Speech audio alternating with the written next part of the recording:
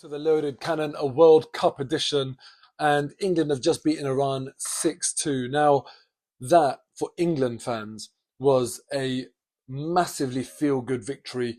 England looked good. Let's face it, they looked really, really good. And a lot of people, I know, it's one of those things. You get it with Arsenal all the time. People are going to say, "But it was only Iran." It's always that same sentence. But it was only. And you know what?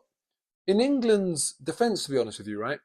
Iran keep a very tight ship usually. Iran are very, very organized, very good defensively.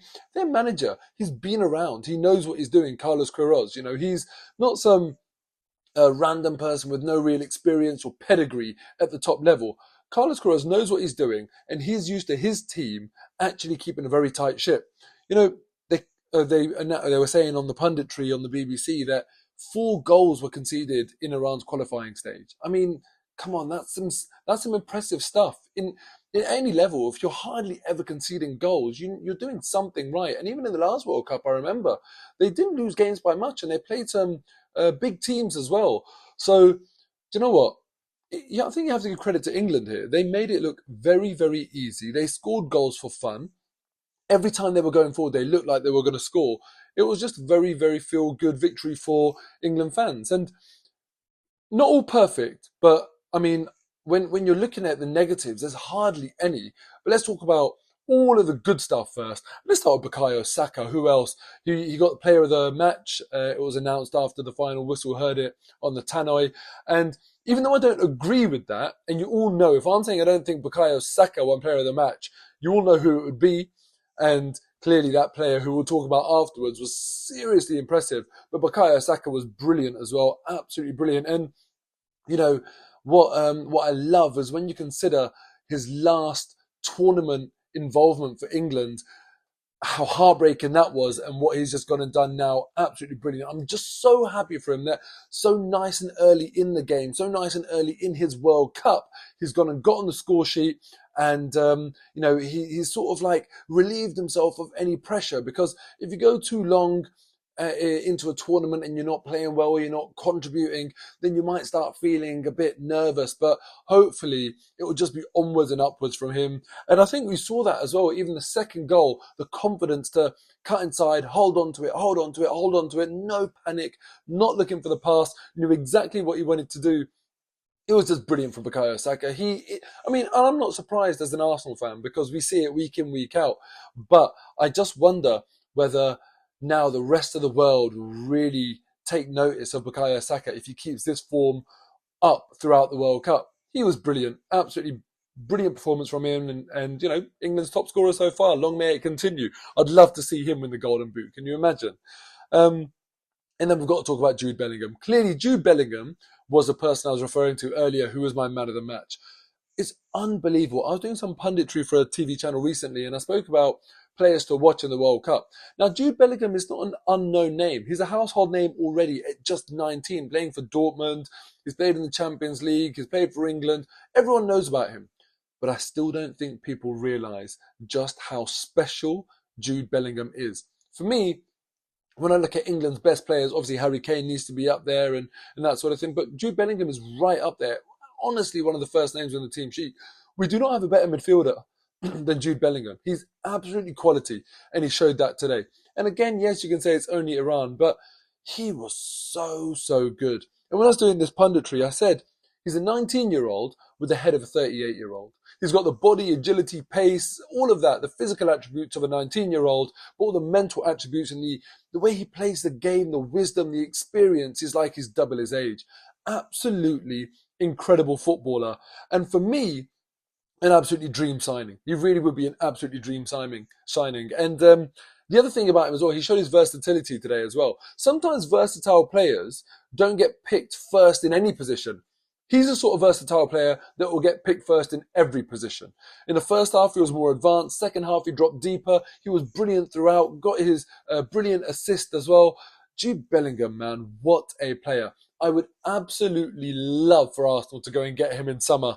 But, I feel like there's going to be competition from all over the world for him. And this is just a start. I think over the course of the World Cup, he will absolutely announce himself as a massive star. Other players that I think deserve mention. Look, Callum Wilson, when he came on, right, he deserves a lot of credit because you can imagine he'd be desperate to score a goal. He doesn't know how many minutes he's going to get in the World Cup. But the lack of that selfishness, to be that unselfish and to square that ball to Jack Grealish, I think was really nice to see, actually. Because also what's important about that, from Gareth Southgate's point of view, that tells the manager that I can trust this player to do the right thing, not get carried away, not to focus on himself, to have that team ethic. And I think that will leave Callum Wilson in good stead if we do need to call on him in the rest of the tournament. Because if he took the shot there, and even if he scored, real football people will be looking at that thinking, okay, well, you shouldn't have done that. You got away with it, but you shouldn't have done that. And what he's done is focused on the team. And team ethic today was amazing for England. And I think that sort of encompasses that team ethic. When the substitutes came on, I was shocked just how hungry everyone looked. I'm not used to watching players play for England and looking that hungry. But everyone seemed to want to prove themselves and basically make the manager have to pick them the next game. They were chasing every ball, doing the right things, really getting stuck in. It was really, really positive to see. And I think, for England fans, confidence is definitely up after this game, even though, yes, it was against an Iran team that didn't show enough resistance. I think they'll be really disappointed. They're so much better than that. And obviously, look, the injury to their goalkeeper couldn't have helped them at all. But, it's not even that when the sub keeper came on, Hosseini, I don't even think that you can look at him and say, oh no, you messed up for these goals. England were just rampant and Iran just weren't resistant enough. Now, what's interesting, look, 8 goals. The game was a madness. 1 penalty, 8 goals, so much going on. But the talking point started before the first whistle even started.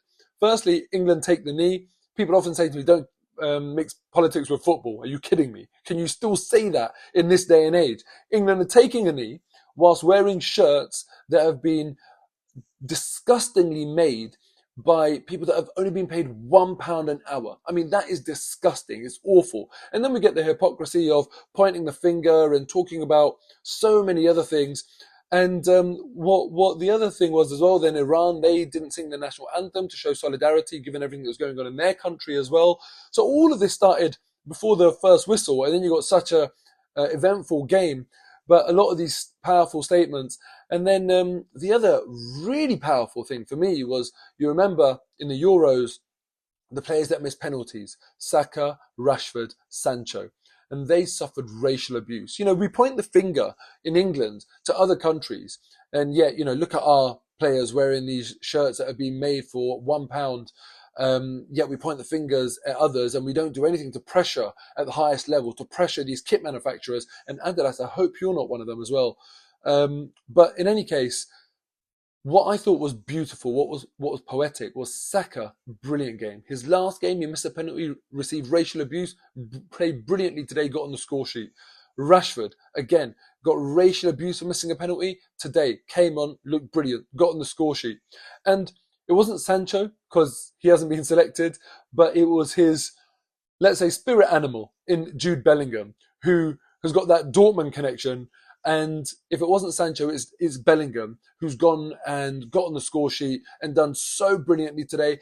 And all of them black, playing exceptionally. Are they going to be specifically targeted because they're black to be given praise? Or does that only ever count when they do something wrong, when they don't perform? That's when they specifically get targeted because they're black. So it was poetic. Absolutely delighted for those boys. And hopefully Sancho, look, even though he's a United player, I don't care about him as a footballer, but as a human being, hopefully he can take some satisfaction in that sort of redemption for those black players. And hopefully he can find some sort of satisfaction in that. But I think there's a lot of hypocrisy that we've seen recently in this whole World Cup saga. And that was a really, really massive bit of hypocrisy that was going through my mind, how England fans would be reacting to these black players that missed penalties and got such disgusting racial abuse. Now, from an Arsenal point of view, I think the centre-backs didn't cover themselves in glory today. Harry Maguire lost to Taremi for the first goal. John Stones gave away the penalty for the second goal. So Mehdi Taremi took advantage of both of those centre-backs.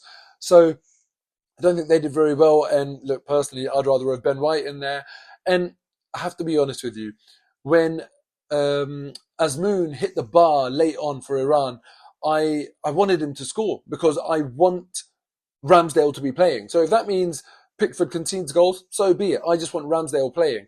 But he pulled off one hell of a save for that. I thought that it was just a miss from Azmoun, but Pickford actually pulled off a brilliant save. And given how well the game went, I don't expect any changes. It's a good start for England, but let's see whether they can keep this up when they have a bit more of a tougher test. And let's see how Iran respond. Looking forward to the rest of the games today, and I'll see you after the next England game. And if there's any massive, massive moments in this World Cup, I'll probably come on and do some content for them anyway. Take care.